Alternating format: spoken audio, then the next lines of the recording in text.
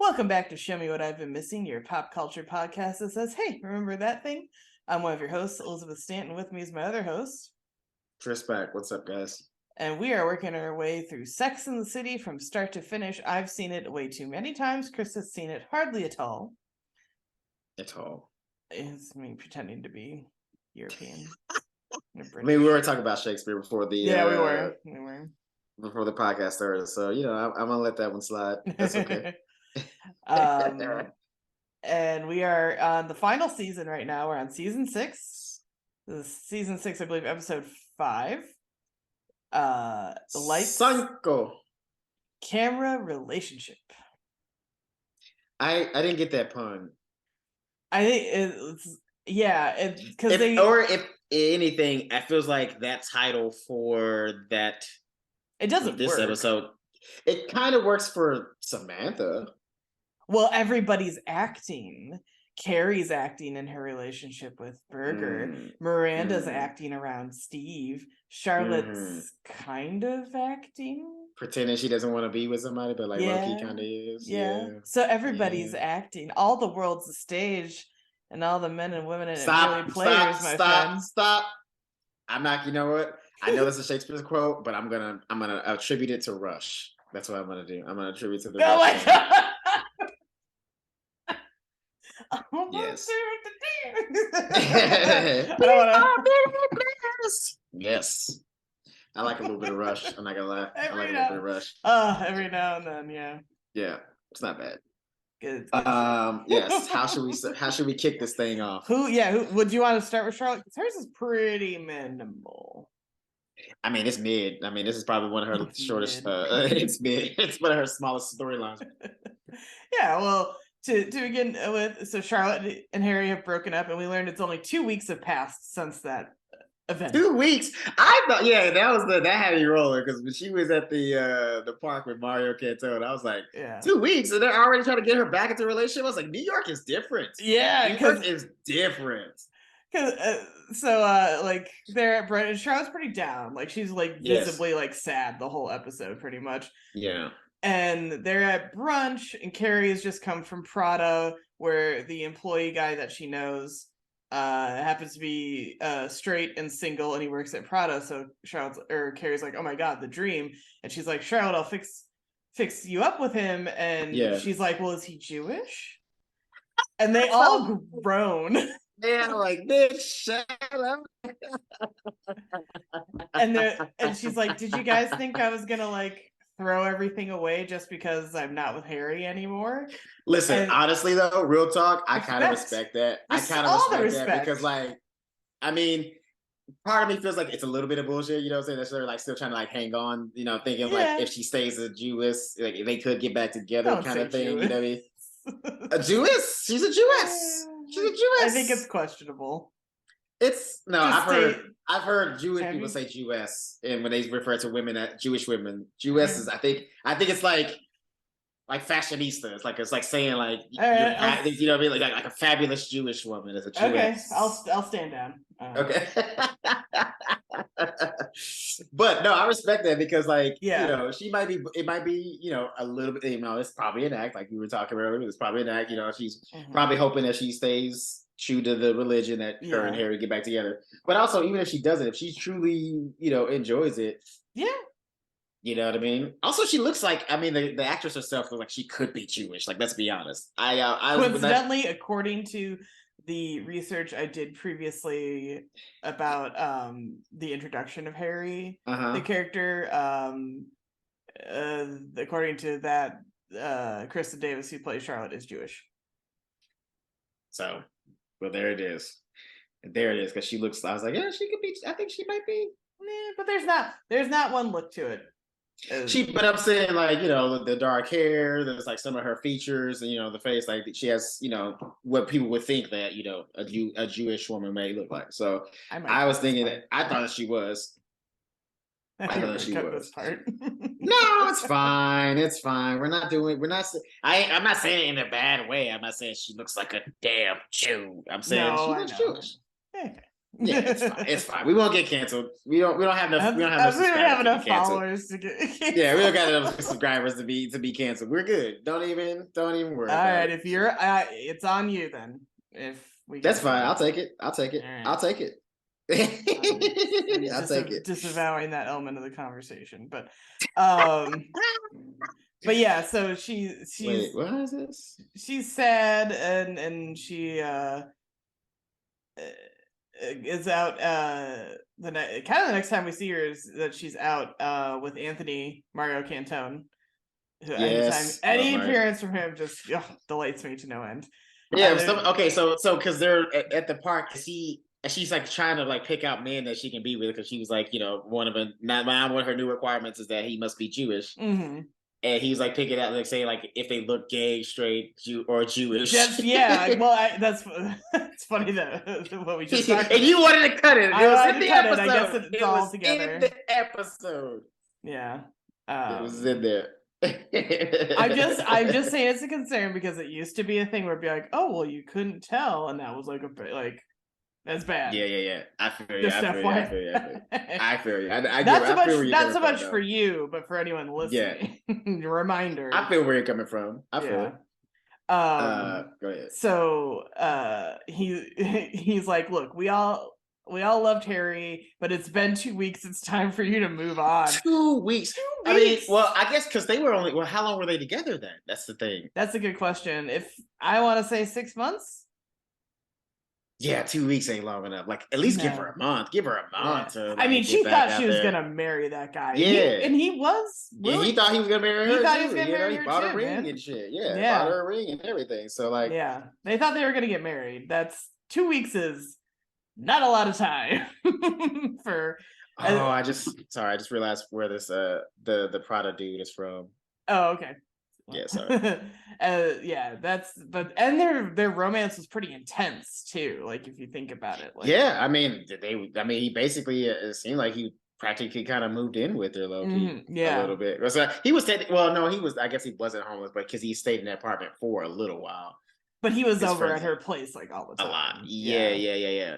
No, I was thinking about when they first kind of got together, because he was because she was like looking to sell her apartment, and then he said he had just subletted from that guy, right? That's what I'm saying. Yeah. I was getting confused. Yeah, he definitely has a place. Yeah, Charlotte wouldn't have been with him if he didn't have a place. I know that for damn sure. She ain't having that. No, Charlotte, that's like a Steve type thing. Charlotte would never get with a man like Steve. Oh, never. And she's like, it doesn't, but she was telling Anthony, like, it doesn't work like that. I can't get over him that quickly. Yeah, she's like, first of all, if you can, if you can get over, you were with somebody for, I would say 6 to 8 months. I would go give him 6 to 8 months. So you were with somebody with 6 to 8 months, and immediately 2 weeks later, you're like, I'm right back at it. That's a huge red flag. Yeah. So, and she kind of says, like, you don't know what it feels like. He's like, what, to lose the love of my life? And he rattles off. He's like, it was a Brazilian guy, and he had a great ass. I'm sorry. 2 scoops of butter pecan ice cream. You get that description in there, okay? Yes. I didn't jot it down. You can say business. You can say 2 scoops of butter pecan ice cream. Business is not dirty. Or is it? The way you say it is. Making me think of that. What's the Sam Smith, Kim Petras song? The Getting Hot at the Body Shop. It's Unholy. That's the name of the song. Oh my God! You've heard the song? No, I don't listen to that much. If you've been on TikTok, you've heard it. Oh, then I probably have, but just didn't know that's what. Okay, that's fair. That is fair. I probably have. That's probably a lot of songs I've heard, just don't know what. Mommy don't know Daddy's getting hot at the body shop doing something unholy. But the line leading up to the chorus is something about the places that you've been and you don't know how to keep your business clean. Oh, Mommy don't know Daddy's getting hot. I don't want a copyright strike, so I'm not gonna sing it right. Yeah, don't sing it. Don't sing the real thing. But yeah, it's obviously a sexy sounding song, so they use it in a lot of like sexy TikToks, or like those TikToks where like the dude is like in one outfit and then you like, they do the cool edit and he's like super hot. I like a lot of those. Haven't seen any of those. We have different FYP pages, I think. Yeah, clearly. Clearly. I'm trying to change mine a little bit. Mine is getting a little bit mundane. I gotta stop with the tarot ones. I'm getting so many tarot card readings. Oh, you definitely gotta stop with that. It's too much. Like every once in a while it's nice and it's kind of fun and you're like, oh, that was like mildly reaffirming. I feel pretty good. Yeah. And you obviously interpret it how you so choose. Sure. But now like it's out of control. Like now it's like, oh, you like those, huh? What if we give you a TikTok tarot reading every third swipe up? And I'm like, no, because that's too many tarot card readings. Yeah, it's a lot. It's a lot. That's too many. But back to the show. So yes, the butter pecan ass and all that. Butter pecan ass. That's a bit of an oversimplification. Well, butter pecan ass. Are we talking about the saccade? Like, are we talking about the shape of it? Are we talking about the thickness? Are we talking about the color of the ass? Like, it's very simple. You know, dealer's choice. Whatever you fucking feel like. Is his ass nutty? You know what you're trying to say? Is it a nutty ass? Whatever would make you. Is it a creamy? Is it a creamy butt? Feel sexual describing an ass that way. So that's however you would use those adjectives. You simplified it. You simplified it down too much. It's a little bit more than that. Way too open. You have to add the 2 scoops because if you just say he has a butter pecan ass, like it's open for interpretation. That may not be good. Sorry, I just worked on something that brought up the fucking Al Pacino movie Scent of a Woman, where he's like, she's got a great ass. Oh no, that's not that's Heat. That's Heat. Heat. Oh, that's Heat. I'm mixing them up. Yeah, that's Heat. But still, butter pecan ass. She's got a butter pecan ass. Add that to my list of useless impressions. Yeah. Who's asking for this face to do a Pacino? Nobody. Hey, no one knows they want it until they're there. You know? Dennis Hopper all the way. As you ever tuned into our other podcast we were on, inexplicably, the day we talked about conspiracy theories, just kept talking like Dennis Hopper without meaning to until someone pointed it out, and then could not do it on command though after the fact because I would laugh too hard. Yes, it's true. Anyway, so Charlotte's like, I would if ending up alone would be the worst thing ever, and Anthony's like, yeah, it would. It's just so mean. I mean, it kind of would though. Like, fuck around, you know what I mean? You know what I mean? Because like, okay, because imagine it, right? Especially, okay, look at her friend group. Like, let's put it into perspective specifically to Charlotte. It kind of would be the worst thing because Carrie's going to end up with somebody. Miranda's going to end up with, I mean, she has at least her son. If she never ends up with like a man, like he ever gets married, she at least has her son. And Samantha's always going to have somebody. She may settle down eventually, but like she's going to have somebody around. So you would be the only one. Yeah, I definitely with somebody. Like. Am I like fuck you up a little bit? Yeah, like, am I okay being alone? Yeah. Do I want to be alone forever? Absolutely not. We gotta trick somebody. That sounds terrible. Yeah, you trick somebody. I'm kidding. I would never. Do I seem like I could trick anybody into anything? You are a woman, so yes. Okay. Yes. Absolutely. Yes. Yes. Go check. It's possible. Only go check my traps then. You listen. All you need is a piece of meat, a stick, and a box. You'll get you a man. That's how dumb we are. We might fall for that. Like, what's this box of meat doing here? Oh no! I guess I'll marry her. Oh. We are in a silly, goofy mood today, and I love it. Are. I'm not even high. This is same.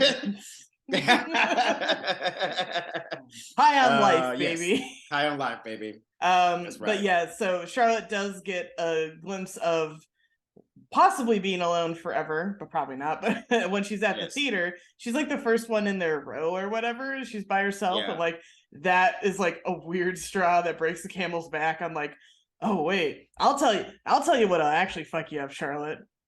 Being the odd number wheel with all couples at any kind of group outing or activity. It's happened to me twice. I think I've talked about both times, so I'll keep it brief. One, Halloween Horror Nights. Terrible place to be this, like, I was the seventh wheel with 3 couples. Oh, seventh. Yeah, so all couples, they all have someone to hold and giggle with. I'm just out there final girl and clowns by myself. Terrible. You know, have you noticed that? But you know what though? That's like that's very horror movie-esque. But that means I'll live. Like it's like most horror movies. It's always a little bit of odd numbers, right? Think of like any Friday the 13th. It's always like 3 couples and then like 1 oddball, and then so yeah. And then the other terrible one was like the 9th or like 11th wheel. It was like a lot of couples at the Magic Castle. I died inside when we were out front and they have their little step and repeat where you could take photos, and someone's like, haha, let's all do the prom pose, where you hold your date, and I literally went, no. But you know what though, with 11 people, that's not, honestly, I'd rather do that because that's a big group, so you can kind of get lost. You can kind of blend in, yeah. It's not as like if you're like the 5th wheel, that's or third, you're like, hey, yeah. Third is probably the worst because third's obviously the worst. You are by yourself, you're obviously by yourself. And then in one of their little theaters inside the Magic Castle, everybody got into one row, and I was the last person. All the couples filled the one row. I had to sit one row behind everybody. Oh, that sucks. Oh, and I was like, oh no, I was like, this isn't that fun. And that's I was like, it's a damn good thing I love magic so goddamn much. Yeah. And that's probably the times where, like, that's like when you realize how you're single, you know what I mean? Like sometimes, most times you kind of like, your life is kind of too busy for you to really like think about it and stuff like that. But in those moments like that, it's like, oh. Or maybe there's like another odd person out, like in a group, but when you're in a group of all couples and then just you, it's like, hey, could you mind actually sawing me in half? Thank you. That'd be amazing. Yeah, but you notice that Charlotte she perked up as soon as what's his name showed up. The Prada dude showed up. I think her Tony? face was creepily happy. She's like, "Oh, hi." Yeah, whoa, she was easy. I mean, he's a good-looking dude who likes fashion. Yeah, but take it easy because she wasn't even trying to even meet him at first. Yeah, that's right. Yeah. So, but Carrie to be fair, too, like. Here's the thing, too, that kind of sucks for her situation. It's only been 2 weeks. Of course you're going to feel like the loneliest number in 2 weeks. You know what I mean? Like, especially, too, like, everybody around you's been coupled up. Like, even Samantha's low-key kind of coupled up. Yeah. Like, she might not say they're in a relationship, but, like, the shit that she did for him in this episode, you're his girlfriend. Go fuck yourself. But, so, yeah, and for the first 2 weeks, you're going to feel like that. But it's going to take you a minute. Like, you think you're supposed to hop to somebody immediately after a relationship at 2 weeks, like, that's just no. Yeah, no. Because that's just, I mean, basically that person, whoever it is, like the Prada dude, like if they start dating, he's just gonna be a rebound. Like, there's no way she's gonna like actually commit to him because like your brain can't even get into like fathom that idea that you know what I mean? Like you're kind of in autopilot at this point because you've been in a relationship. So then this person comes in to fill the place, and you just kind of like. You naturally try to go back into that same routine that you had with the person before. Yeah. And that's just weird. Especially if you're the person coming in, you're like, I don't want to, this not me. It's not, it's like, it's like the shit you used to do with your, Yeah. So they go out like after the show, and that's kind of it with Charlotte's story. Yeah, I thought that's what it sounded like they were like making plans for after the show, right? Yeah. Like go out for a drink or something. Okay. That's what I thought. Cool. And Charlotte's done. Yeah, Charlotte's done. So whom would you like to move on to? Like that. Whom you put that in there? It's not a real word, maybe. No. But you had a little to it, you know what I mean? I'm like low key burping, even though I haven't really drank any soda today. It's fine. So I thought it was because we were talking about Charlotte. That was like your like adding a little like Hebrew my girl spin to it. You know what I mean? Who should we talk about next? What do you call it? You want to do Miranda or Samantha?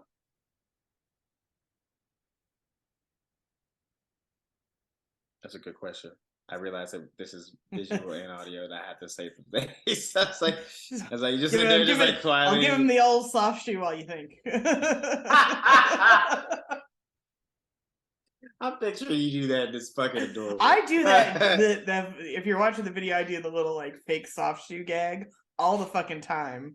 Where like anytime on the show I was working on, if it was like, oh, one of the hosts isn't available, or we're late or something like that, I was like, he's giving the old razzle dazzle, fill the time.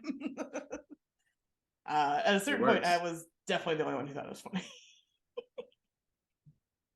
Well, it's like that gag, right? Like the walking downstairs gag behind the couch. It's like that. It's like it's only funny so many times. So many times. You know what I mean?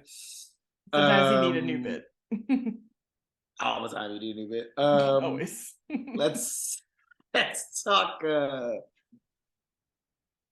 think because I think Miranda's story is like no. I think her story is like kind of along Charlotte's story, not so juicy. So I say we go with Samantha and then Miranda, and then we got to end. Well, you know what? Honestly, no, we still got to end it with Gerry. Her stories. Of course, she always has like the deeper plot lines. It's her show. Remember when it was an ensemble? That was fun. I mean, it still is. But... you know what though? But it was more in the earlier seasons. It has. I feel like after about season 3, it became more of Carrie's the star, and then the rest of them are just kind of not like they're just there, but like maybe 1 or 2 of them will get like a juicy storyline, and the other 2 they're just like, we'll figure out what to do with them. Yeah. So you said Samantha? Yes. So Samantha is with Gerry after Jared. For now, by the end of the episode, it changes. Thank God. Right. That name is just man. Yeah. His parents didn't even try, dude. Aronson. Yeah, right. Like, oh shit. So they're post-coital. She's like, "Don't you want a shower?" He's like, "No, I want to like keep your spell on me." And it's like, hot. Love it. You like that? You like that? Not really. Okay. Go shower. I was like, yeah. I understand the sentiment, but also because I have no wait. Let me finish before you fix your face. Fix your face. You fix your face before let me finish before you make a face. Okay. I was going to say I have had that told to me by women, like they like the post coital like you're marked with their post sin we post fornication sin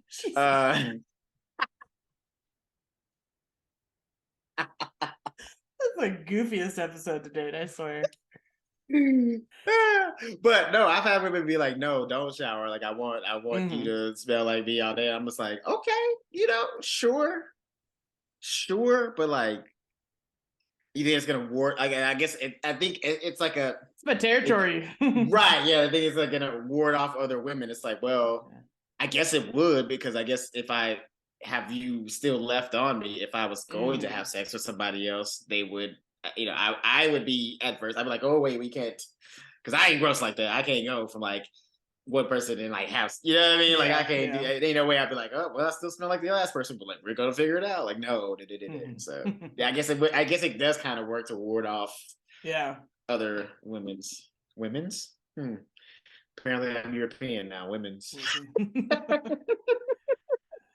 Other women's. I saw that last night. It was a sign at the Laugh Factory, because the guy, he's from another country, and it said, "Please put your chewing gums in the trash and not in the toilet." Chewing gums? Okay. Chewing gums. Yeah. Not chewing gum. Chewing gums. Well, I get it's. But I was also thinking, like, how does it? Because it's just chewing gum, right? Yeah. Because gum even if it's multiple, it's still gum. Yeah, gum is like singular and plural in English, but I bet it translated it's different. Maybe, I don't know. Mm-hmm. Who knows? But I just thought it was very cute. I was like, oh, somebody who's been in this country for 30 years and still doesn't know English. What are you doing? Chewing gums? Come on, Jamie, get it together. There you go. And then they're scheduling their next hookup, and he's like, oh, I can't do Friday. The play I'm in starts previews on Friday. And it's all the way in Brooklyn, which is apparently like, you know, she might as well be going abroad. It's not that. Well, you know what though, low key. You know what though, actually. Yeah, I was thinking about that. Yeah, because I was thinking about my trip to last time I was in NYC. I mean, depending on what time of day, it's about an hour, 45 minutes to an hour of a train ride, because you do got a lot. It's a lot of stops to go through. So you need at least 45 minutes of a train ride. So yeah, I feel that though.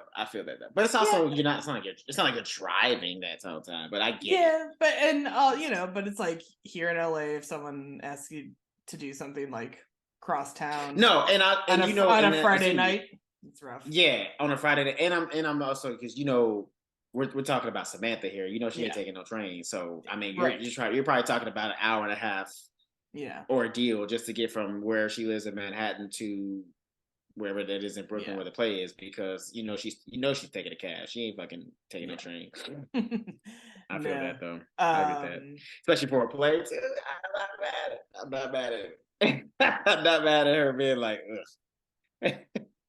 No. For like a weird offbeat like play. Although she doesn't know it's offbeat yet, but it is. I mean, she knows. She saw the flyer. He showed her the flyer, that little bullshit ass flyer that they had. Like she knew what it was gonna be. But he promises that if she comes to Brooklyn and sees the play, he'll take care of her sexually. No, you say it. You say it how it was said. So what you want to hear me say? Is it what you want to hear me say? Are you happy?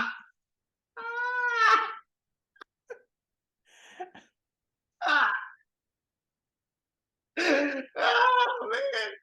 Oh, this episode's so fun. I'm loving it. This episode is so goofy. What did we do differently today? I have no idea. There's something in the water. I don't know what's going on. Silly, goofy mood. Oh man. The goofiest of moods. Yes. Shit. So Samantha does go and see the play in the preview. You know, it's like not even half empty, mostly empty theater. Yeah, it's like way more than half. Her and like probably the director are in the crowd. It's like 3 other people in the audience. Yeah, straight up. He's passing out. She's sleeping. Yeah, and it's like a weird, like avant-garde play. There's an older man and woman. The woman, I believe, is Dee Wallace from E.T. Oh shit. I gotta double check that, but that's who it looked like to me. Let me look. I had the episode pulled up on IMDb. Let me look. Yeah. But so they're like, it's like a farming thing, and it's like, my youth. No, her name is Constance Barron. Oh, the woman in the play. Oh, my bad. Yes. No, so you're fine. I mean, just you're good. Why did I think it was her? Anyway, I can get my people. I don't know. Does she look like her? Yeah, probably. Yeah. And then Gerry makes his entrance though, and he's wearing overalls and nothing else, and he drops those overalls and he's full frontal on stage. Yeah. And that night they're back at her place making out, and he's like, "What'd you think of the play?" And she's like, "It was fucking great. I saw your cock on stage. It's amazing. It's the best fucking play I've ever seen in my goddamn life." And he's like, "What about my monologue?" Nah. Monologue. She's like, "You had a monologue?" Yeah. She's like, "Oh, you were speaking? Oh, didn't hear anything. My brain shut off." And he's like, "Well, I do hope the play goes well because I quit my restaurant job." And he's only making like $30 like a show. I'm not quite sure. It's low money. No, he said a week. He said $30 a week. Lordy. So meaning like that's including rehearsals and the show. Like you only make it $30. I was like, that's not a good deal at all, sir. No. But he's taking a chance on it because restaurant job like wouldn't let him do wouldn't give him the shifts, And he's passionate, and that's I think you can respect that for anybody. Yeah, he's dedicated, he's passionate. He's like, you know what, I'm sick of trying to Is it? Cause here's the thing. That's brave. Like cause like I Yeah. mean, especially this is LA. Like most people are like waitresses, waiters. Working some kind of like service job where they can still act at the same time, and to just quit that completely and dive in 100%. That takes a lot of bravery because let me tell you something. Yeah. You're gonna be starving a few nights, my boy. Yeah. Waiting for this acting shit to be working. It's gonna hurt a few times. But not if he's got his sugar mama in hand. But he's not after her for that, which is not. nice. He doesn't even care about any of that. Yeah. And he's like, I want the play to do well. And she's like, well, the marketing for this is so bad. Who's promoting this? The promo should be based on the fact that you get to see full frontal nudity on stage, and male full frontal nudity at that, which is rarer.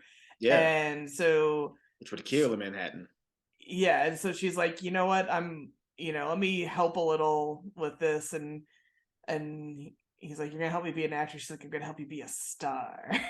I mean, low key. I mean, with what Samantha can do as a PR, like he should. If he was like, no, don't do that. I'd be like, you're fucking stupid. Dumbest person on earth. Yeah. She is the person that you need to have talking about that play because she can bring out all the people. Yeah, the people that need to be there. Yeah. And then she does say though, she's like, we have to do something about your name, Gerry Jared. It's just not working. It's not though. It's not though. It's not. No. I mean, Gerry, because I feel like there's a no. No, I was like, oh no, there's a director. His name is F. Gary Gray, but it's like kind of close to that. But that's still, F. Gary Gray kind of still has a ring to it. That Well, Gerry Jared kind of does, but like that. But it doesn't. If anything, the only thing I can see Gerry Jared being is like a host of a game show. Yeah, which is not a bad living. I mean, motherfuckers have made 30 years on TV making a living off that shit. So I mean, it's not a terrible way to go, but he doesn't have a game show host face. No. He's too fucking handsome for that. Like he's like too good looking. Was on Dancing with the Stars and he was like the first one off the show this year. Really? Yeah.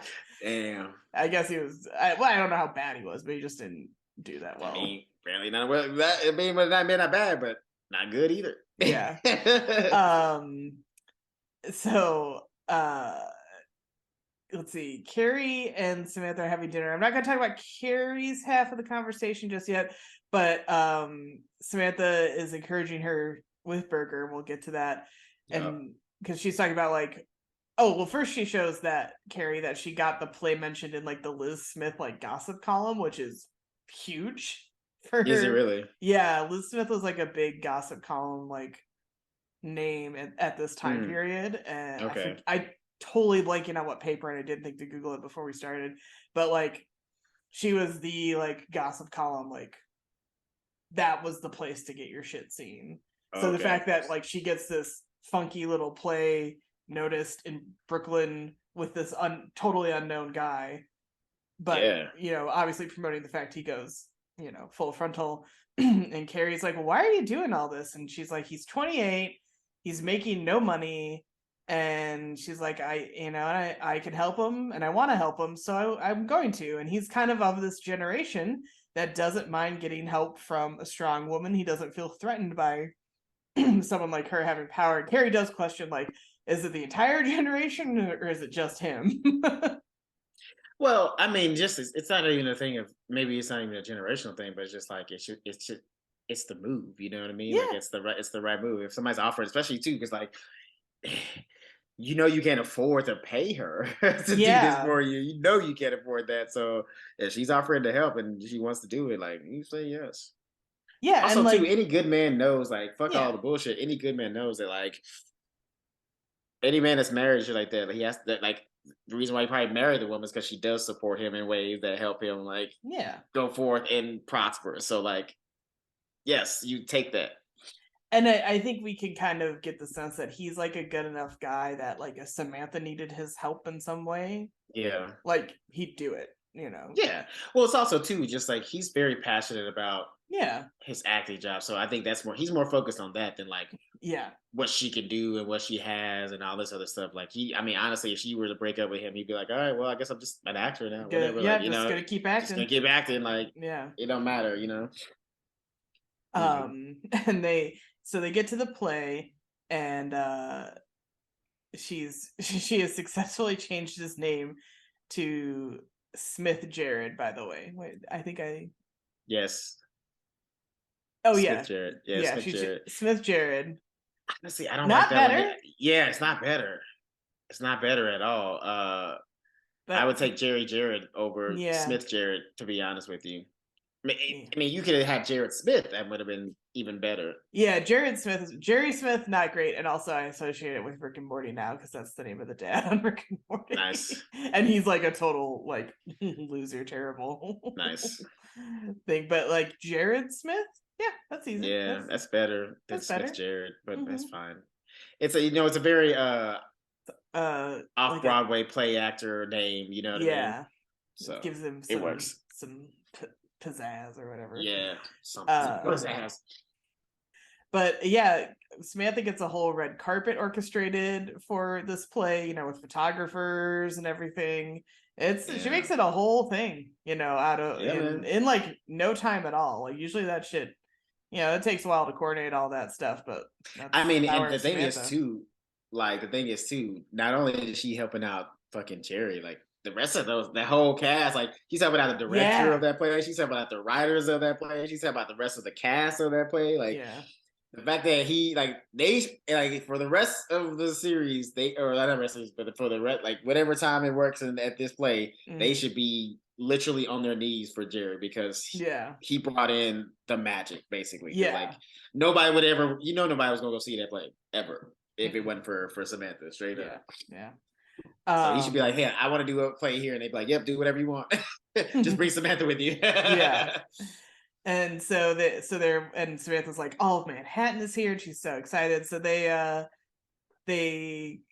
get the play going. He comes on stage for his entrance, drops trow, and this time we actually hear the monologue. It wasn't that great of a I mean, no, he delivered it fine. But it's fine. But I thought it was like a monologue. That was like 4 sentences, and he called it a monologue.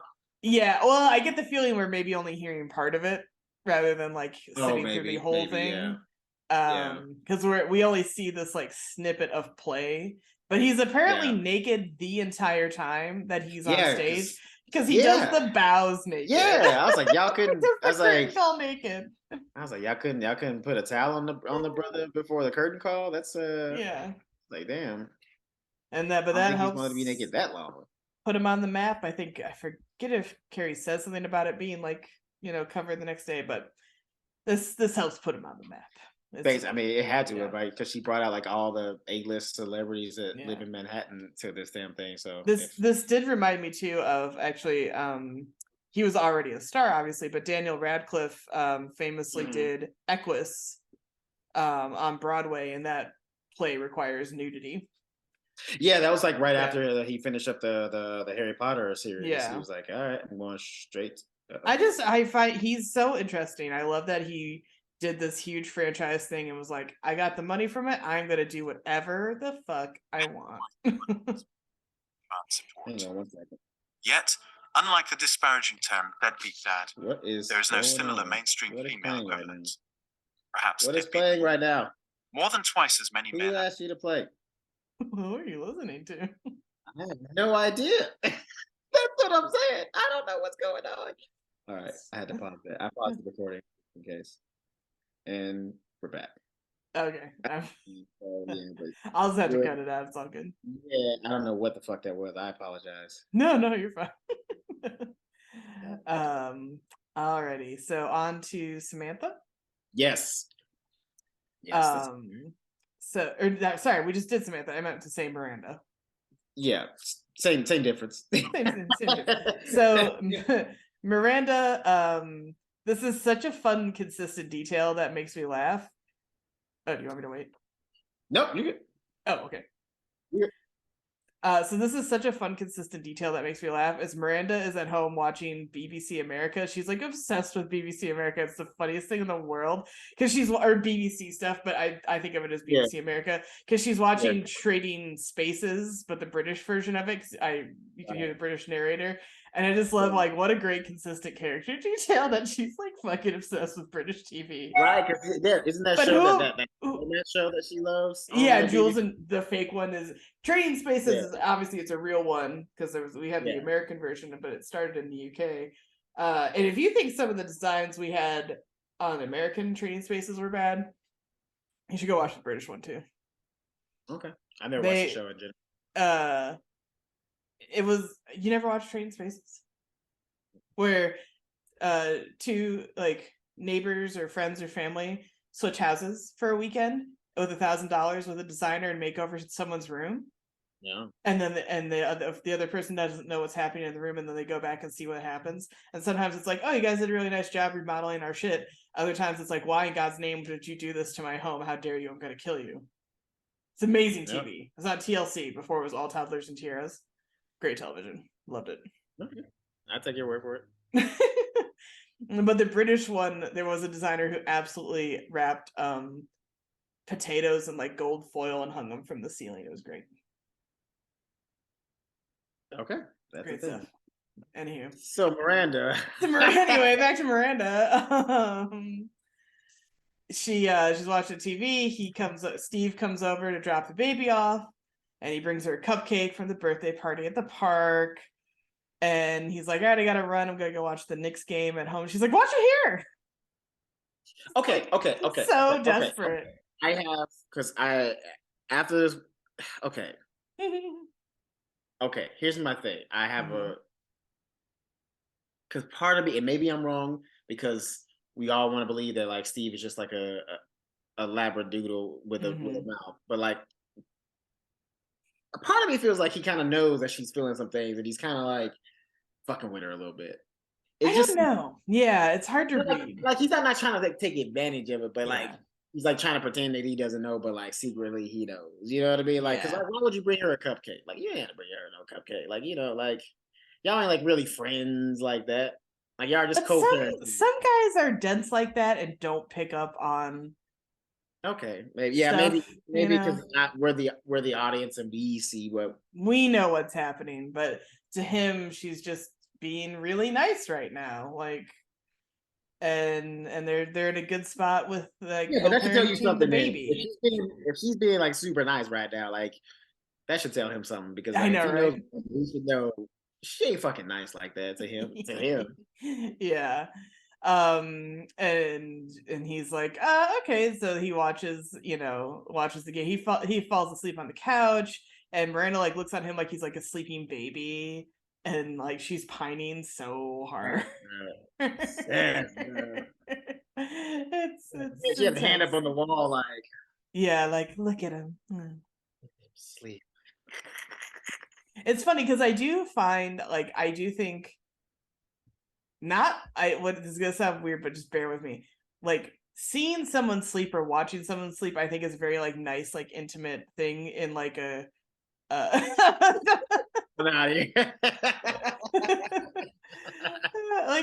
not like a I've been watching you sleep the whole time, but just sort of like, oh, look how at ease they are with me that they're sleepy. I don't know. That's a girl thing, because ain't no dude doing a girl thing.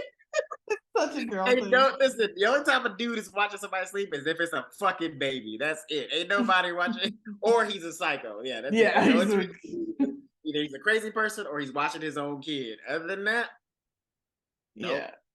No, they don't ever think like that. We ain't ever like, oh, look how peaceful they are with me, dude. Trust me, it's hit or miss in how it's done. Like the Twilight movies had Edward like watching her like until they like really got together, like what, because these vampires don't sleep, so he would like sneak in her room and watch her sleep all the time. And then way too many girls are like, oh my god, and then it's like, no, that's bad, that's really scary actually.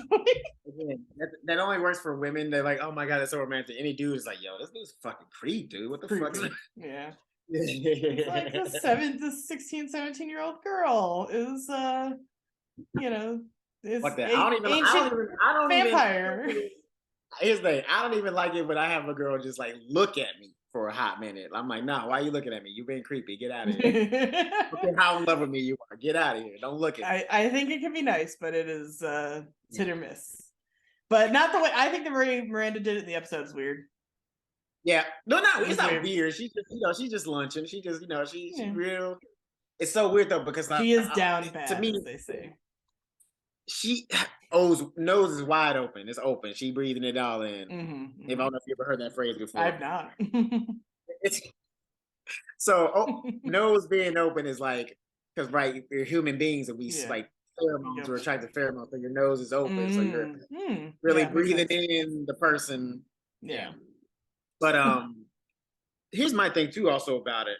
I'm still on the fence about how she really feels about it, because part of me is like, okay, yes, there's the attachment there that they had a baby together and they do see each other a lot and they're co-parenting, so that is there, so it could be legit. But also part of me is feeling like it's not legit, because she really didn't start feeling like this until he started dating Debbie. Yeah, when she heard that he was like, because when she was like kind of feeling for him, and then as soon as he's like, oh yeah, no, I know that, nothing's gonna happen between us. I got a girl. And she, as soon as you heard like got a girl, she was like, oh my God, this is the love of my life. Yeah. Be with him. Yeah. He's just like he was like, oh, he's getting better. Like, so I don't know. I still don't know if it's legit or not. Yeah, but for now she is like down bad, because she tells Carrie about him sleeping over, and Carrie just is like, somebody's gonna get hurt. It's gonna be bad. Listen, if anybody should be listening to her, Carrie in this situation, it's Miranda, because Carrie be done. When it comes to this, she's the expert. She knows in this situation, somebody's definitely gonna get hurt. And let's be honest, it's probably gonna be Miranda, because she's the one feeling the strongest right now. You know what I'm saying? Because like Steve seems to be oblivious to the things.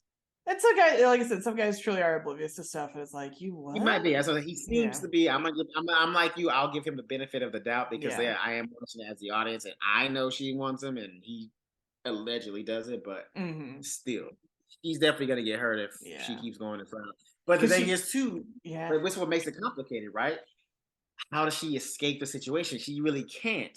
They have a baby together. They have to see each other once to twice a week, depending on, you know what I mean? So like, the only thing she can do to kind of escape it is just be like cold again to him. Just be like, hey, all right, give me the baby. All right, see you later. Get out. No hanging out.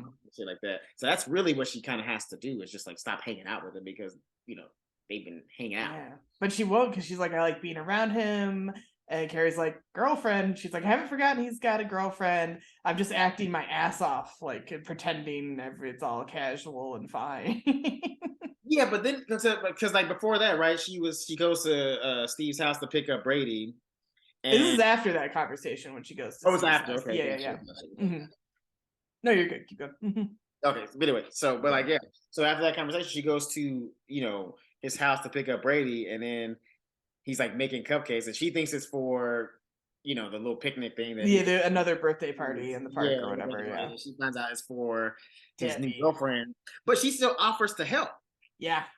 She acts like so into it too. She's like, let's keep cooking these cupcakes. It's like, there's no way I would do that to myself. There's no way. Oh, I know. You like, that's what I was going to I kind of feel like I've done that kind of thing though. Oh.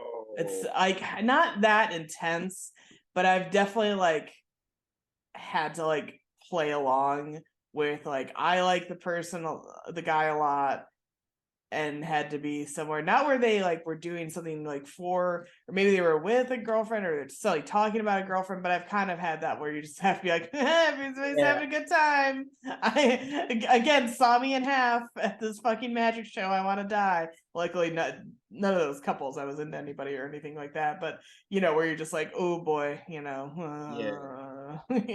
I think the only thing that I've done that's like close to that is give a person that I liked advice on their relationship, like what. And here's the thing, that's what I mean. Real, true, good advice. I wasn't sabotage. It wasn't no. But like that's the closest thing. Because here's the thing, I'm from the South. Ain't no fucking way I'm gonna help another girl or help a girl cook for another dude. Like, fuck you. That's like the most intimate thing as a person from the South. I'm gonna help you feed him and make him happy. Go fuck Absolutely yourself. not. I'll pour salt all up in that fucking cupcake batter. What you saying? I'll pour Clorox in that bitch. Like, ain't nobody eating no goddamn cupcakes. Fuck you. Ain't nobody getting no cupcake. I wish you would ask me to help you. I'll throw that batter all over your apartment. What are you talking about? Yeah. I like I said, it's never been as like intense as like cooking or anything like that, but I feel like I've done something where I was like, well, check, or I'll be like, hey, check with your girlfriend if like she'll like X, Y, or Z, like that. How that we're picking something out, but like I don't know. I feel like I've given advice and just been like, oh my god. I think giving advice or like help them like, oh, what would be a good thing for my boyfriend? Like, what do guys like? Yeah. I mean, they like that. I can tell you what you can get your girlfriend. Yeah. Ticket out of town. I'm coming in. one-way ticket to Searsville. One-way ticket to Splitsville. So the cupcakes come out like super messy and ugly, and they're trying to ice them and like spell out "Happy Birthday, Debbie."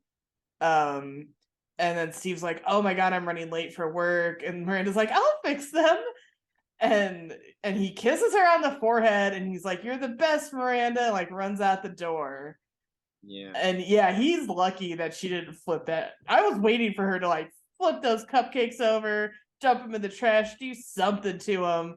And because they're all messy and terrible, and I was like, what was she gonna do to like fix the way they looked? Right, yeah, especially with the icing too that she was trying to. Like, they just kept like adding icing and like making it worse. Yeah. And then she was even like worse at it. She's like, she calls Carrie and she's like, I'm not going. I can't go to the play, the red carpet of the play. I don't feel up for it.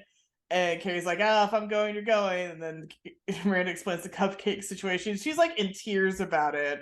And Carrie's like, all right, put down the frosting and step away from the cupcakes. Debbie can't, it's like you said, Debbie can't have her tears. And you can't, Carrie finally gives some good advice. Is like, you can't do this. That's bad. Yeah, like, get the fuck out of there. Yeah, just leave. Like, listen. And Carrie even gave her a great excuse. She's like, blame the baby. Say something came up with the baby. Listen, and just be like, I had to take him and had to go. That's all she had to do. Excuse for to get out of so much shit. I don't understand how Miranda doesn't understand that already. Like, you can use a baby to get out of just about anything. Yeah. Like, oh yeah, you can fucking get out of fucking jury duty with a baby. What are you talking about? Oh, drive me to the airport, can't, baby. Can't, baby. You know. Yeah, anything. We're all painting someone's garage. I can't, baby. Hey, come see my play, baby. Baby.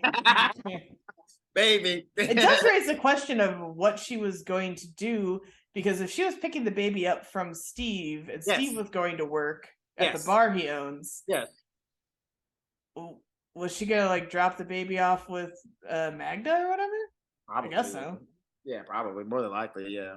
Makes sense. I don't know how she just didn't leave anyway. Like, you know what I mean? Yeah. The second he left, I would have been like, "Fuck this," and dropped the icing. Oh. And, it would have been like, "Oh no, the baby like puked on himself. I had to go, we didn't have the right wipes at your place, so I just took him home." Yeah. Get the fuck out of there. Trying to put on some goddamn frosting, sitting over there tearing up and shit when you can just leave. Why you putting you're really torturing yourself, fam? Yeah.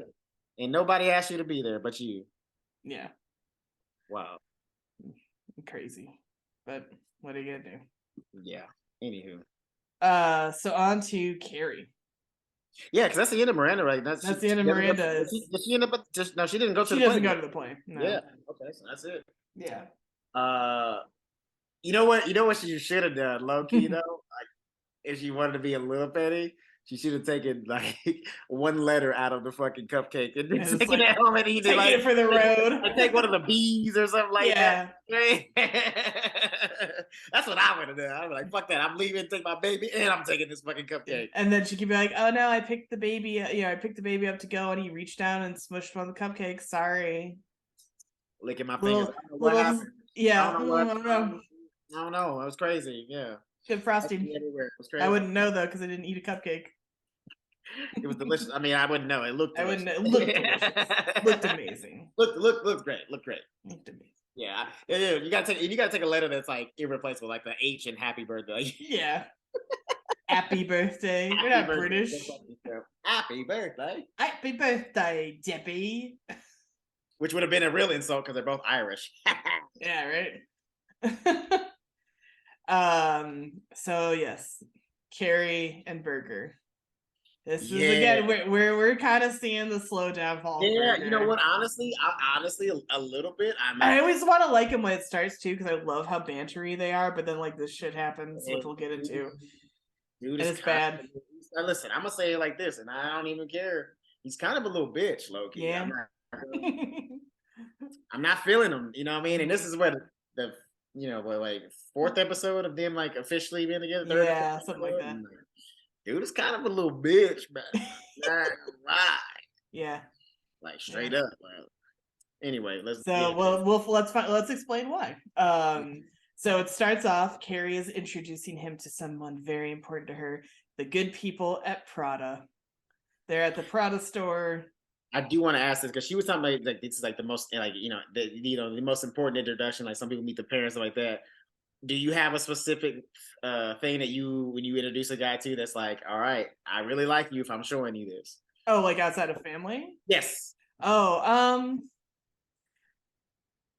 I feel like I'm pretty open about it, but it like honestly like Magic Castle and like or horror stuff of like because that's not everybody's cup of tea, and that's stuff that I really, really, really like, and it's sort of like, it's like going to the Magic Castle. You can't go all the time; it's expensive and whatever, and it's a huge commitment. But like as like a special thing, like I want to go, and I'd love for you to not want to. I would love for you to not want to be sawed in half if I make you go watch stage magic. But I'm trying to think if there's anything like I don't know. Because I feel like so many times I'm sort of like open to begin with that there's not like a secret. Like I post that I do cross stitching like all the time on Instagram. Like people are seeing the progress. Maybe my cat, I don't know. But he's family. He's my Those baby. are pretty good examples. I mean, honestly, because the horror thing is, that's unless you guys met at a horror convention or something like that. That's a pretty hard one to introduce because especially if it's like coming from a woman, because dudes are a little bit like whoa, she's into this. Whoa. I will say like, you're probably not into like a Rob Zombie type. No, and like I do I like a good scary movie. Like I'm But that's like different. That's like I like horror, but like if you try to show me like some Rob Zombie movies, I'm gonna be turned. I'm like, all right, this is you need to go. But I will say I don't know if it was like a turnoff, but it was certainly I think confusing that to a certain someone that I was apparently the type of person who would like to do Halloween horror nights. Like not every year or everything, but I like to go to those kind of things sometimes. I don't know. He just was sort of like, I don't know about people jumping out at me. I was like, yeah, it's part of the thing. It was fun. Say it again. It's not real. It's not like real people like really jumping out to like attack you. Like grow up a little bit, my guy. I don't know. Not you, I'm talking about the person. No, I know, but it is funny because I'm very easily startled. Like I'm a really easy person to startle, and that's like nothing. That's all that those mazes are. It's just people jumping out at you over and over, and I get startled every time. But I don't know. I don't think it was a deal breaker by any stretch, but I think there was sort of like a okay, like I think it was becoming clearer that I am like a goofy, enthusiastic person who likes to do goofy like go to pumpkin patches and like other weird. That's not even that weird, but you know what I mean. Definitely, you definitely have a pumpkin patch look to you. Like this girl definitely will go to the pumpkin patch for sure. 100%. I can look at you one day like you've been to a pumpkin patch. I've been to several.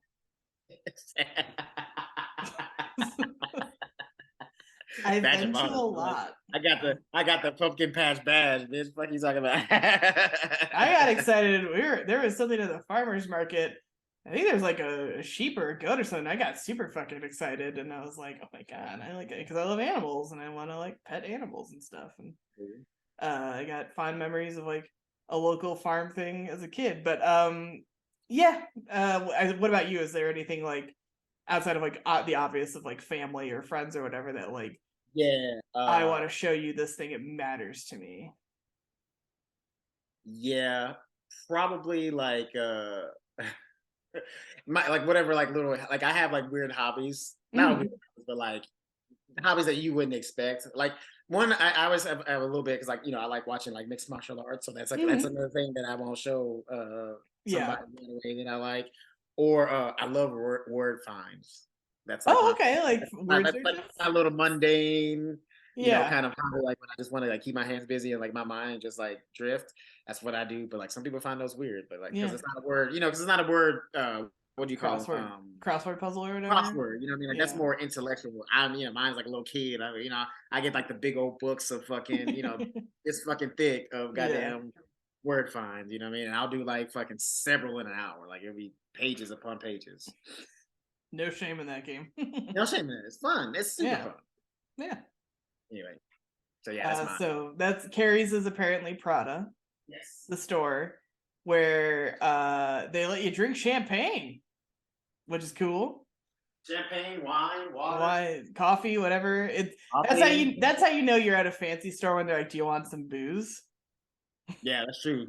Well, it's also isn't that like a sales tactic? Because like you get a little drunk, you get a little looser, and you're like, looser with your credit card. You're like, hey, swipe that bitch up. Let's go. Yeah.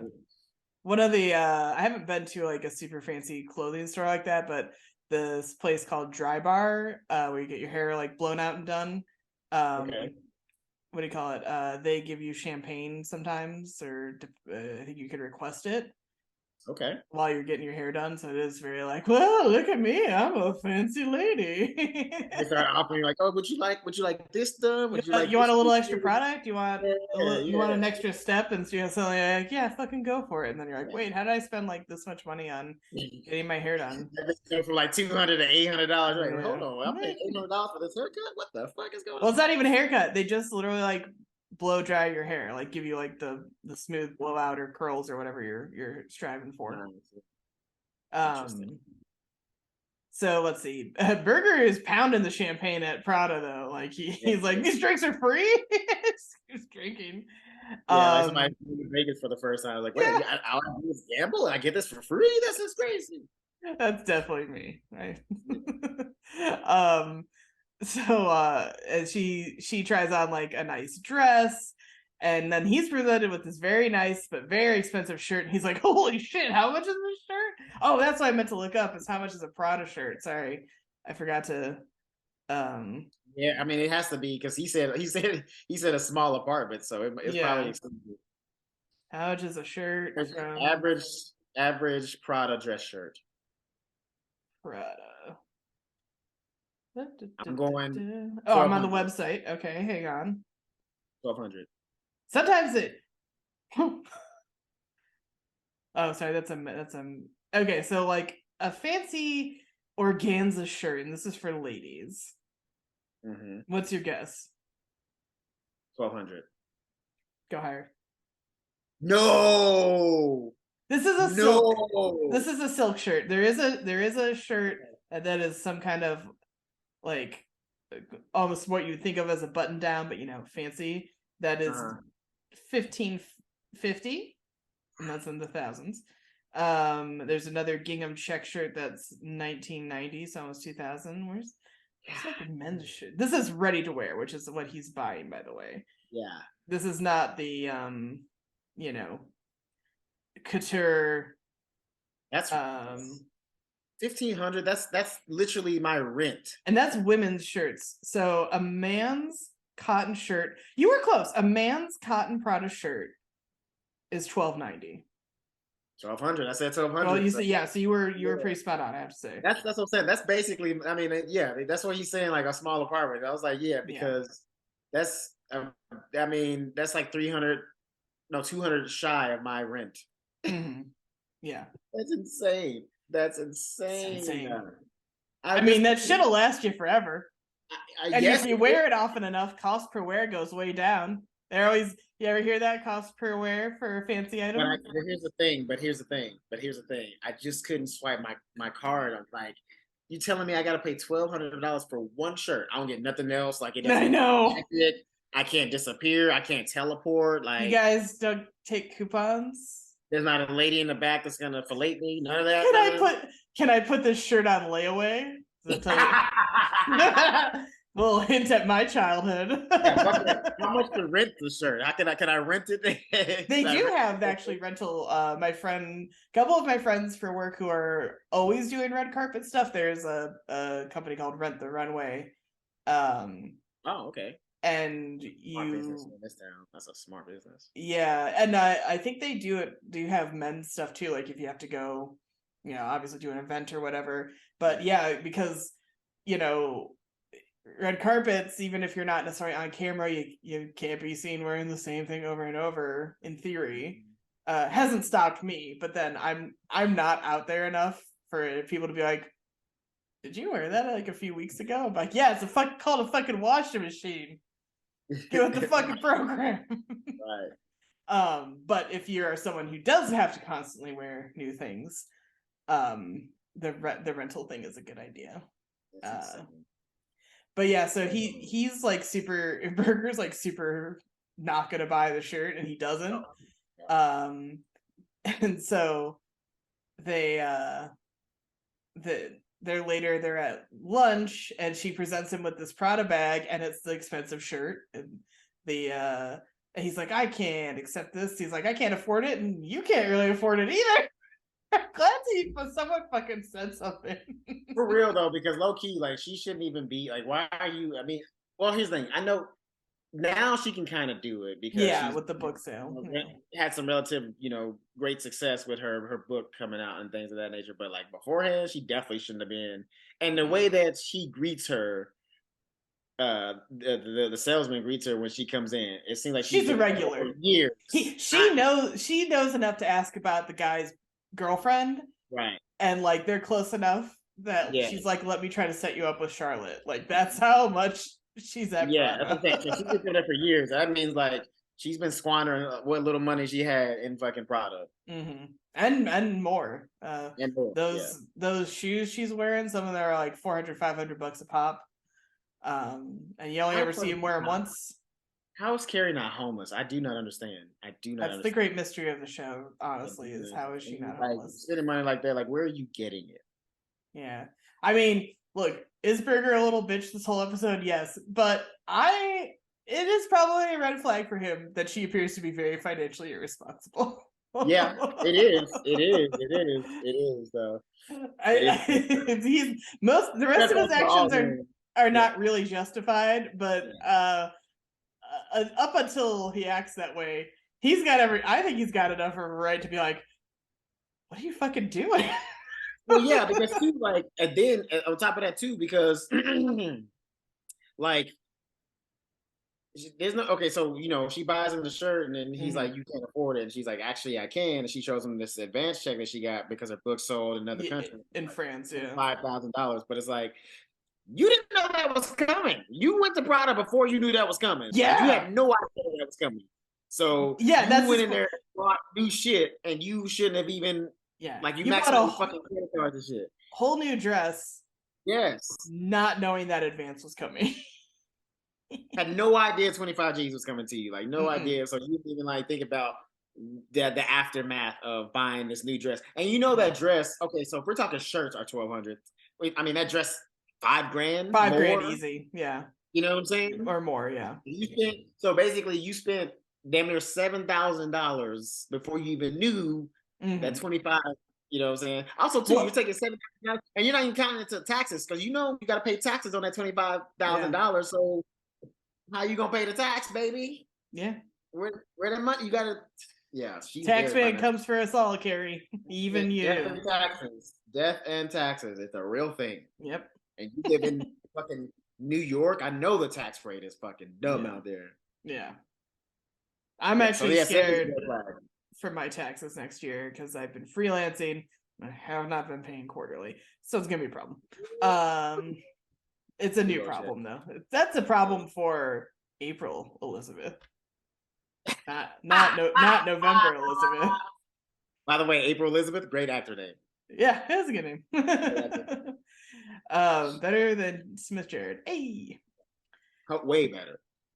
So yeah, but she shows him the check, and he's kind of like uncomfortable, and then Carrie is out with Miranda because Miranda's telling her about Steve, and they bump into Carrie's publisher, Amy Sedaris. And she reveals she just got laid off due to disappointing sales, and they're dropping all her authors, which includes Berger, and she's like, how's he handling it? And Carrie's like, oh, I didn't know. And they just kind of, wrap up the conversation. Carrie's like, I feel so bad. He never said anything. She's like, here I am shoving money in his face, buying him shirts. And Miranda's like, it's okay. You should be proud. You earned that money. Okay. Yes, but also. I mean, no, you know what? I'm going to give her that because she did technically earn it because she did write all those articles. She did write all the articles. She did write all the articles. Now, as far as turning them into a book, that part just kind of fell onto her lap. But she did write the article, so I'm gonna give at least 80% of credit. And Miranda's right, and like she should be proud. She should not be. As much as we like make fun of her, like how you put a book together, you just took your old articles. She did work on stuff. She has every right to be proud of the money she's making. No, should be no shame in that game, and women should never be ashamed for making a good amount of money ever. Never be ashamed of it. And then Miranda's like, maybe kind of wait till he brings it up, see what he does. So later they're like reading in bed, and he kind of sighs, and she's like, hey, anything wrong? He's like, no. And then she's like, I know about the fact he got dropped from the publisher. I was like waiting for that to be a worse delivery than what she did because she was so clearly like, I gotta ask him about it. She couldn't wait. And he's like, he asks if anyone else knows, and she's like, who? And he's like, your friends. And she's like, well, just Miranda, because that's who was with me. And he's like, I don't want anyone to know. And she's like, well, it's not a big deal. And he's kind of mad about that. She's like, I just mean to Miranda, like, it's not like in a way, Miranda probably doesn't give a flying fuck. Yeah, she has no investment in you. Yeah, there's nothing with her. You know what I mean? So she has no investment in your finances. And she apologizes for the shirt and the check thing, and he's like, no, you should be proud of all that. And she's like, well, do you want to meet with my new editor? And he's like, no, it's just a dropped book option. I'll be fine. And she's like, you will be fine. You're amazing. And he just kind of grunts. It's that's the guy thing. I'm not mad about such a guy. It is such a guy. For the purposes of the episode, I've been in relationships, and I've had some financial-ish dilemmas. It's like, I appreciate the thank you for the words of encouragement, but it's like, I'll figure it out. That's just what that is like. I'll make it happen. I won't lie. People have I've been freelancing and sort of working part-time, but I got laid off, a couple months ago, and people have been like, you're amazing, everything's gonna work out, and you're like, okay. It's hard to hear in the moment. It's right, because until you see the light at the end of the tunnel, right now everything is dark. You know what I'm saying? I'm still dealing with the darkness right now. So appreciate the good words, and trust me, I appreciate it. I can't receive them right now. But Carrie, it's like, sometimes I feel like you got to tell her, it's like, look, it's not about you right now. It's about me. Yeah. And in this moment, it was about Jack. It's like, look, I got fired or basically laid off, and I got to find new representation and all this other shit. New publisher, new everything. Thank you for the words, but are you in this for me, or does it feel better about yourself because you feel guilty about flaunting your check around? Yeah, and we're also forgetting that he had poor sales the previous episode of the book that just came out, and she didn't mean to, but she definitely bruised the old ego with the whole scrunchy thing. So he's probably like, that fucking book didn't sell, the stupid scrunchy thing, and she's still trying to be nice. And it's like, I'm in a bad place with this. Yeah, that's true. Because when she was doing that beforehand, he was like, yo, I need you to stop. Yeah. Scrunchy thing is over. I'm just pissed about the sales that being great. Okay. Yeah. And so this is sort of on top of that. They don't bring it up, but it all kind of ties together, because he got dropped. His publisher rep got dropped because the sales in her sector, she says, were bad, and he was part of that. So he's definitely and who wouldn't feel some type of way about it? You feel type of way. Yeah, you feel type.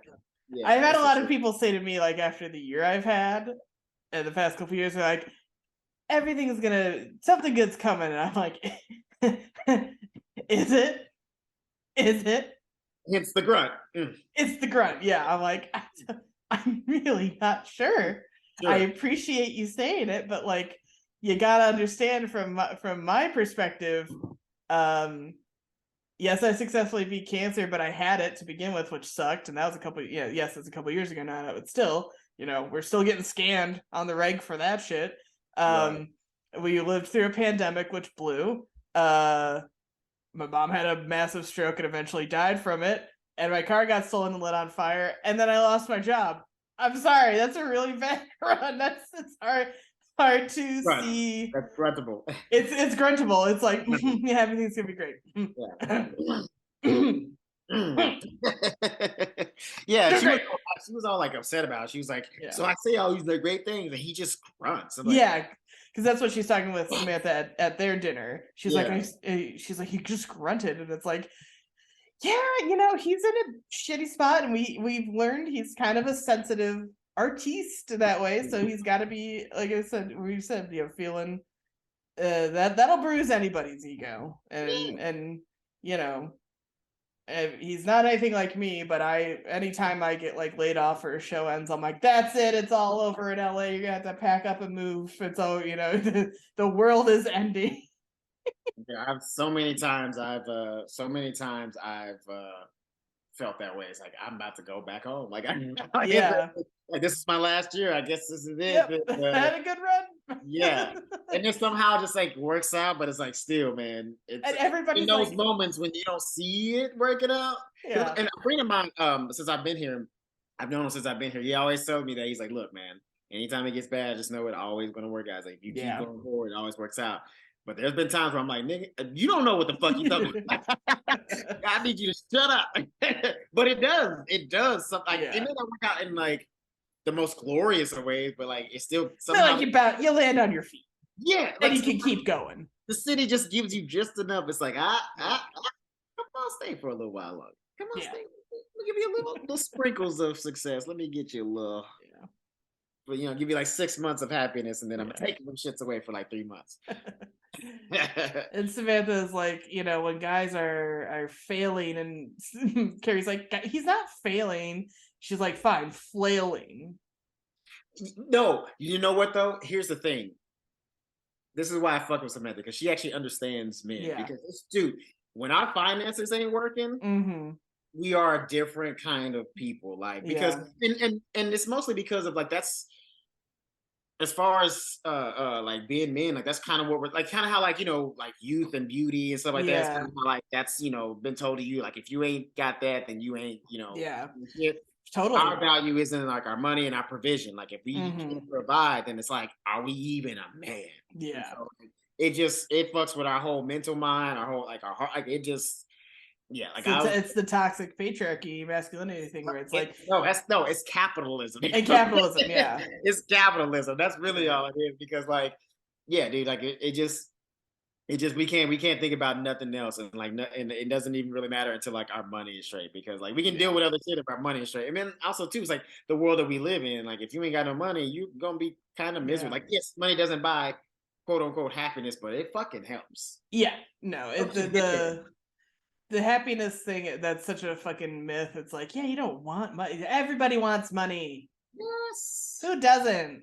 Yes. But like, if somebody like, gave me a credit card that was unlimited and I can just keep buying, like money keeps showing up on it, I'm not gonna lie, I'd probably pretty fucking Yeah.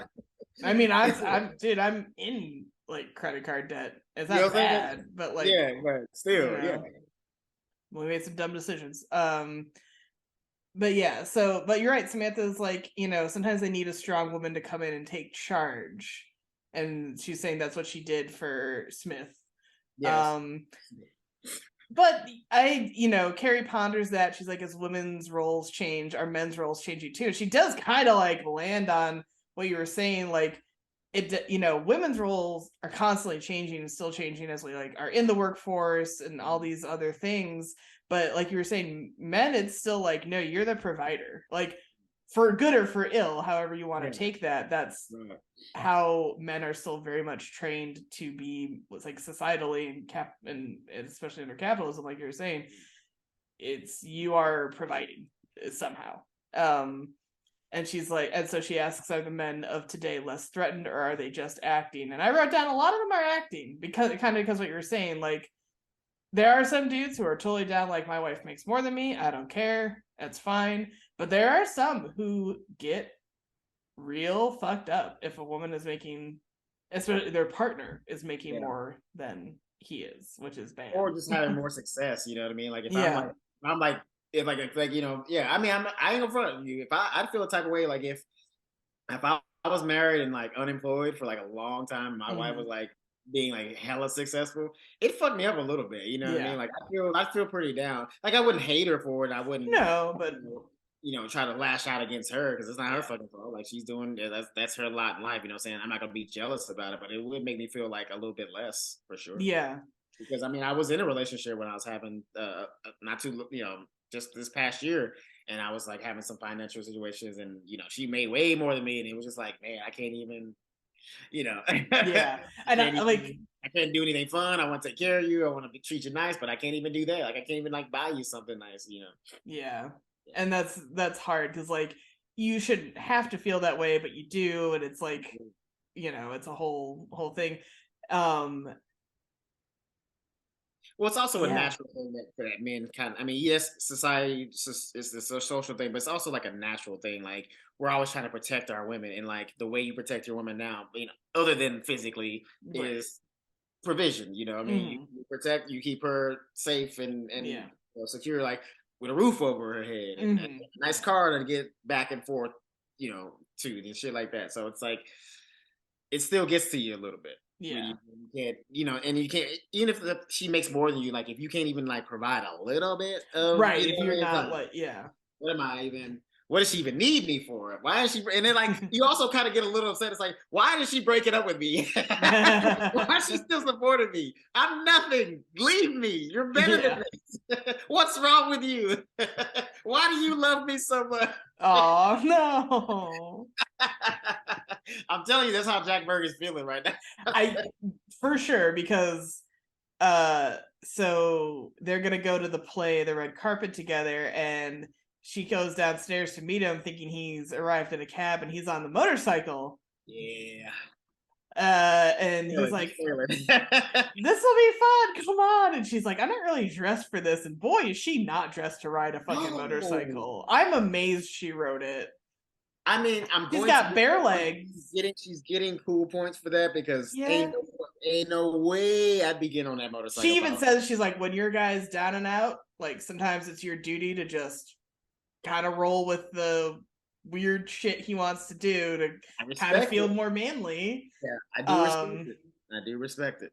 Because she, you know, I will say, luckily, her hair is in a ponytail because she's worried about helmet hair, and a ponytail is a good way to avoid helmet hair, like, in theory. Although, if you pull the helmet off, it can fuck up the whole base of the ponytail. Yeah, and it does a little, like, she gets they don't go extreme with it. You know, that little purse that she brought, she ain't bringing no motherfucking, like, comb or brush or nothing like that. No, and by the way, that purse, I don't know if you really noticed, and I'm still fascinated. No, it's got like mile-long fringe hanging from it. So I was like, did she, like, at least tuck that in the little, like, you know, motorcycles have the little, like, you know, carry case on them, or whatever. I hope, because otherwise she's dragging that through all of the city, and there's no way. Like, that thing's getting caught in the wheels, and they're flipping and dying. Like, I was thinking the same thing too. I was like, so who wears a purse like that? Get the fuck out of here. Fashion people, baby. Ridiculous. That's not even. I wouldn't even want to buy that. It's not even, like, practical. Like, what? No, I'm mad. I have a nice longer than the dress. It was longer than the dress. It was long. Carrying the fucking, think about it too. Like, you're carrying the bag at least, like, maybe, like, underneath chest or, like, waist level. That thing is dragging on the ground. Yeah. What are you doing? Yeah, unless she's kind of permanently holding it up, like, near the handle, near the top above of her head. Yeah, it's getting fucked up. But this is not practical, but it's cool looking. I won't lie, I kind of liked it, but see, that's the difference between girls and guys. Because I'm like, that's stupid. But I have enough. I'm like, but that's not practical. And now, like, I'm mad. I have a nice-ish clutch I got to go with like a nicer dress I got, and I've used it a few times, and I can't put my whole actual little wallet in the damn thing, so I had to take out like ID, vaccination card, and like credit cards and clip those together and pray those never get like lost in out of the purse. And it kind of holds the phone, but it won't close really, so I kind of have to hold the purse and the phone at the same time, and it's that ideal. I'm like, why can't I just bring a tote bag? Like, sometimes it's like my Hank Hill moment where I'm like, why is it like this? It doesn't even make any sense. Just give girls pockets. I don't know. Give me fucking pockets. Pockets, people. I've watched a lot of things about like historical dress. Like, everyone's always up in arms about like, oh, corsets were prisons. No, they weren't. It's the equivalent of a bra today. Yeah. They weren't like a patriarchy, like keep the women down with corset things. It's like standard undergarment, not that big a deal. Don't believe the movies. And then 2, all the old-timey dresses, fucking enormous pockets under all those skirts so you can hold shit. Yeah. Pockets all over. Yep, that's true. Pockets on pockets, man. We got scammed by jeans, man. They said, "Oh, here, wear these pants, man. It's a scam." So they ride the motorcycle, and she's like, "Well, don't go too fast." And they blazing through roar up to that premiere, that red carpet. It's like alarming. I also park in like a fucking alley for some reason. I mean, it's a motorcycle. You can pretty much park it anywhere. Unless it's hard to steal motorcycles, and like unless you have the keys, pretty much like even. And they get off, and she like shoves him a little. She's like, "You are going way too fast." He's like, "It's not that fast. It just feels fast because you're on the motorcycle." And she's like, "I'm not gonna die on this fucking motorcycle, so you can feel like a big man. I'm sorry, not sorry about the money. I didn't think you were the type of guy who'd be upset by it." And he kind of snaps and is like, "I didn't think I was either, but here we are." And he kicks a wall though right after it, which is, I think, a bad sign. I don't like that.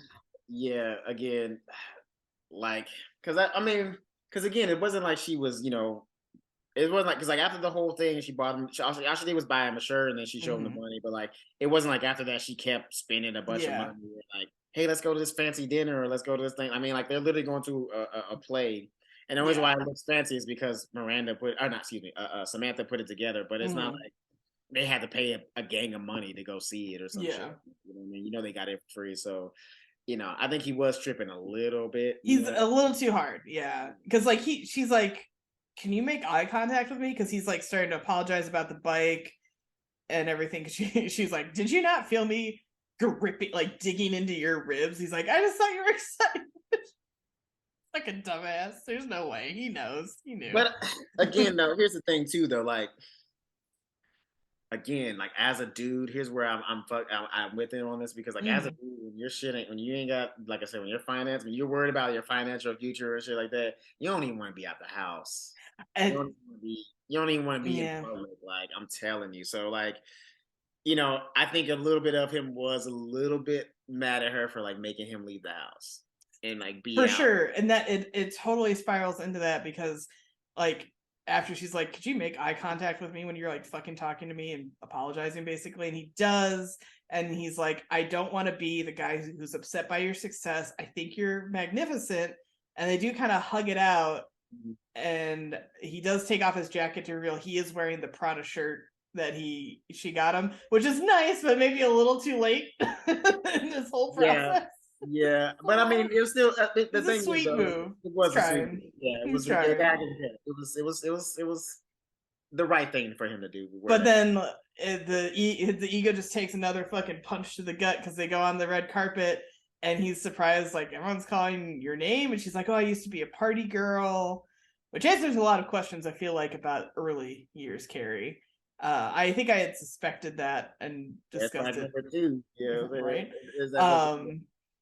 But she's also like a New York, like, famous socialite person in a way.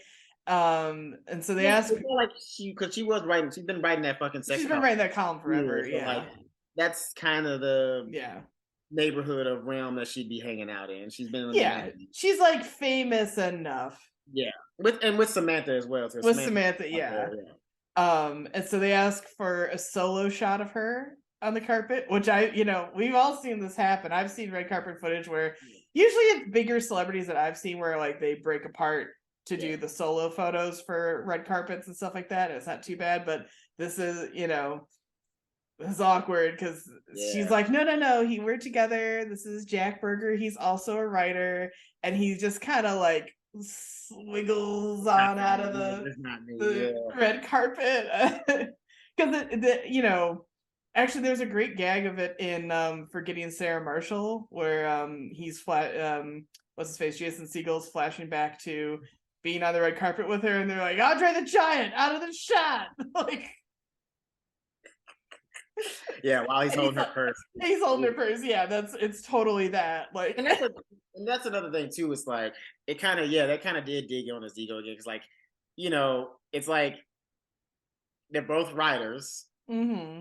She's a writer. He's a writer. You know what I'm saying? And like, and then he doesn't want to be famous or anything like that. But it's like, we're going to this fancy thing. She bought me a shirt. I ain't got no money, and everybody wants to take pictures of her. Like, they don't even want me even around. They don't even want me in the photo. You're just like, I'm gonna go. I can't. And let me tell you, I've logged red carpet footage in my day, and if it's somebody we don't know and that we're like 90% sure we're never gonna care about, we just write unknown and keep it. It's terrible. Yeah, it's feels. I think we kind of tried to stop, but truly there are some people who I've seen on red carpets like doing the photo part where there is a publicist holding up a little sign to say who they are. It's usually like, frankly, a below the line person on a movie, like composer or costume designer or whatever, where they're not going to be like as known, but they're still obviously get to walk the carpet and everything. They worked on the movie and whatnot. And then sometimes there are definitely just like, who the fuck is this person? Like, frankly, more and more influencers. Not a dig, just saying. We don't always know who they are. Yeah. But yeah, so he Berger slinks off the carpet, and she's like, they're just asking your name for the papers to get the name right, and he's like, this is not my night. I'm gonna go. I'm gonna go.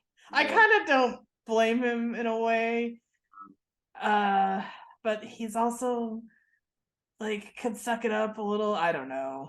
I'm torn. I see it both ways because like I don't like the kick in the wall in the alley. No. My thing is this. Cool, but I get his like bruised ego at the same time. No. Here's my thing. The only thing I would say is like in this case, you're already there, dude. Just like suck it. You came that far. Yeah, you're already here. You don't got on the bike. Like you wore the shirt.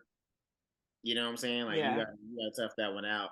Because like to me, if it would have been me, and I know how if I'm feeling that way, like, and I've been in this situation before, I just would have been like, look, I'm sorry, sweetheart, I can't make it tonight. Like I can't go out. Like I just can't be out of the house. I'm just not feeling me right now. So I gotta keep it in right now. So that's where he fucked up. I think was bailing at the last minute. They're basically at the door. Like if anything, he could have been like, all right, y'all got enough pictures. Let's go inside. Yeah. But Stanford finds her and they sit together. And then at the very end, like they're all like, oh, I go for a drink here. Like and Charlotte's inviting the Prada guy, and it's kind of all good vibes and stuff like that.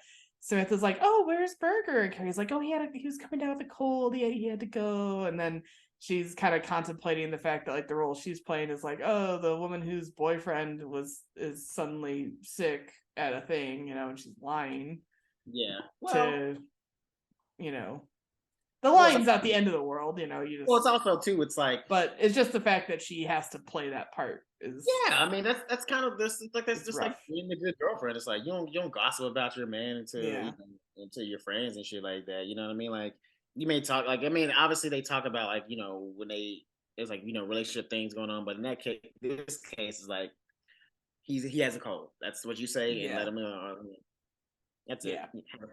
He's at home. He's gone. Don't worry about it. Yeah, and it's hard because like we're saying, I get his man ego is bruised by the financial thing, but like and it's more than just financial because it's also like his the future of his career. Because, creativity. Like, you don't know if he's gonna be able to write he's a writer, then don't even know if he'll be able to, like, sell another book. Like, his book didn't sell and he got dropped by his his representation. It's like, shit, what's next? Right. Yeah, like, oh, am I gonna be teaching writing now? And like, am I gonna be writing a sex column? Right, yeah. So he's definitely, handle it better, but no, he can handle it better. I will. Like I said, I understand where he's coming from, but that doesn't mean you act like a little bitch, bro. Yeah. And also too, like I can understand him not wanting to talk to Carrie about it, but like, as far as I can see, you don't have any other male friends, so gotta talk to somebody about it. Talk to. Yeah, go to therapy. You don't seem to have any guy friends, so like, you gotta talk to somebody, my boy. So yeah, more men need therapy, so go talk to your therapist about it. He ain't got no therapy. You know he's better than that. I know he absolutely doesn't have a therapist. No fucking way. No way. Cool. Wow, that was our silly, goofy episode. Tell the people where they can find us. You can find us, the show, at Show Me What Podcast on Instagram, and they'll take you to Facebook, Twitter, and YouTube. Right. You can find me on the socials media at Elizabeth Movies, and they can find you where? If you're watching, you can see it on the screen. If not, you can find me at Christopher T. Mack on all social. By the way, I was doing a red carpet thing last night, and the guy was like, write your name down. And I wrote my social media handle, and he was like, no, what, your name? I was like, Christopher T. Mack. Like, that's my name, Chris Mack. Like, that's your name. He's like, yeah, but the @ symbol. I was like, it's my name. So you find me on media. He's like, yeah. Wait, you were walking a red carpet last night? Yeah, I went to a someone apologizes, got an audition. Yeah. No, I was there for a charity thing. Nice. Last night I went to a show.